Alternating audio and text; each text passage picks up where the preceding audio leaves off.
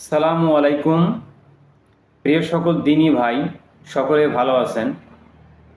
আলহামদুলিল্লাহ, আমিও ভালো আছি। তো বরাবরের মতো আপনারা সব সময় আমার ভিডিওগুলো যারা দেখেন তারা অবশ্যই এতটুকু চিন্তা ফিকির করেন যে আমি দিন ধর্ম সম্পর্কে কতটুকু জানি। আসলে ভাই, দিন ধর্ম সম্পর্কে যদি সামান্যটুকু জ্ঞান না থাকতো তাহলে কখনো দিন ইসলামের ভিডিও তৈরি করতে পারতাম না, অথবা ইসলামের কথাগুলো এত সুন্দরভাবে উপস্থাপন করতে পারতাম না।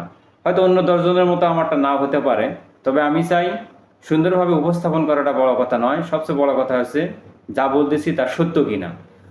তো আজকের যে বিষয়, সহিহ আল বুখারীর গ্রন্থের অধ্যায় নম্বর 6, আজকের যে বিষয় মানে গোসলে হিলাপ বা উটুনির দুধ দহনের পাত্র বা খুশবু ব্যবহার করা, এ বিষয়ে আয়েশা রাদিয়াল্লাহু আনহা থেকে বর্ণিত। তিনি বলেন, নবীজি সাল্লাল্লাহু আলাইহি সাল্লাম যখন জানাবাতের গোসল করতেন তখন হিলাবের অনুরূপ পাত্র চেয়ে নিতেন। তারপর এক আজলা পানি নিয়ে প্রথমে মাথার ডান পাশ এবং পরে বাম পাশ ধুয়ে ফেলতেন। পরবর্তীতে দু হাতে মাথার মাঝখানে পানি ঢালতেন। এখান থেকে গোসলের যে নিয়ম কানুন কীভাবে করতে হয় তা এটা বুঝতে পারলেন। অবশ্যই প্রথমে ডান কাঁধ, পরে বাম কাঁধ, পরবর্তীতে দু হাত দিয়ে মাথার মাঝ বরাবর পানি ঢালতে হয়। এই হাদিস পাবেন সহিহ মুসলিমে 9 নম্বর খণ্ডে অধ্যায় নম্বর হাদিস নম্বর 318। অপবিত্রতার গোসলে কুলি করা ও নাকে পানি দেয়া। ইবনে আব্বাস রাদিয়াল্লাহু আনহু থেকে বর্ণিত। মাইমুনা রাদিয়াল্লাহু আনহা থেকে বলেন যে আমি নবী সাল্লাল্লাহু আলাইহি সাল্লামের জন্য গোসলের পানি ঢেলে রাখলাম।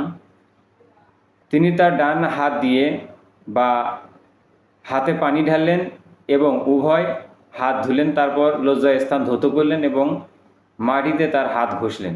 পরে তা ধুয়ে কুলি করলেন, নাকে পানি দিলেন, তারপর তার চেহারা ধুলেন এবং মাথার উপর পানি ঢাললেন। পরে তা মাটি দ্বারা হাত ঘষলেন।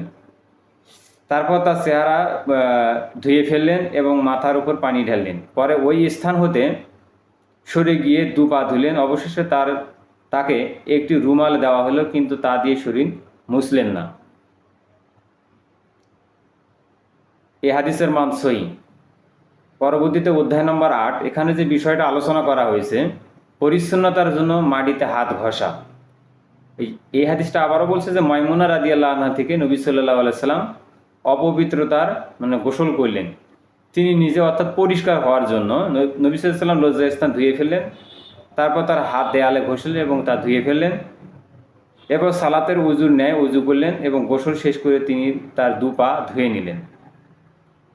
প্রিয় সকল দিনী ভাই, এই হাদিসটার মধ্যে যে বিষয়টা তুলে ধরা হয়েছে যে আসলে পরিষ্কার বা পরিচ্ছন্নতার জন্য মাটিতে হাত ঘষে পরিষ্কার করা যায়। পরবর্তীতে ঝেড়ে ফেলে দেওয়ার পর অজুর ন্যায় গোসল করে নিতে হয়। তো আমার এই ভিডিওটা যদি কারো দিনের জন্য কাজে লাগে থাকে তাহলে অবশ্যই বেশি বেশি শেয়ার করার চেষ্টা করবেন।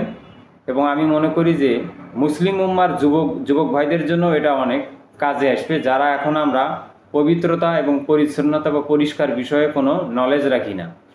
তো আমি মনে করি যে অডিয়েন্সরা আমার এই ভিডিওটা পাবেন তারা অবশ্যই একটু মনোযোগ সহকারে দেখবেন, এবং যাতে করে আপনি আখেরাতে উপকৃত হতে পারেন এবং আমিও উপকৃত হতে পারি, এই বিষয়ে ভিডিওটা তৈরি করা।